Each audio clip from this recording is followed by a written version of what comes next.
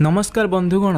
छत्तीसगढ़ रे एमिति किछि घटना घटला जहाँ सेठाकर सरकार प्रशासन को पूरा दोहलाई देला। थरे छत्तीसगढ़ कलेक्टर साहेब एवं एसपी साहेब गोटे भिन्न धरणर पदक्षेप नेले। सेमाने गरीब दिन मजुरिया बेश धारण करी एवं निज सार्ट पॉकेट रे गोटे हिडन कैमेरा लुचाई पाखरे थिया पुलिस स्टेशन को मिछ चोरी अभियोग केस रे रिपोर्ट लिखिया पे पहुँचले।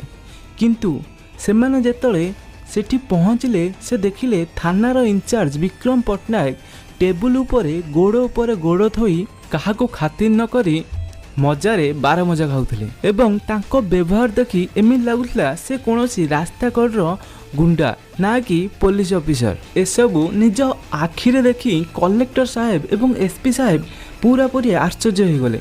जेतेबेले सेमाने निजर चोरी होइथिबा गाड़ी रो अभियोग करिया पई कहले तो विक्रम पट्टनायक सेमानकर गाड़ी चोरी अभियोग को ग्रहण करिया पई कलेक्टर साहेब एवं एसपी साहेब को लांच मागिया को लागिले।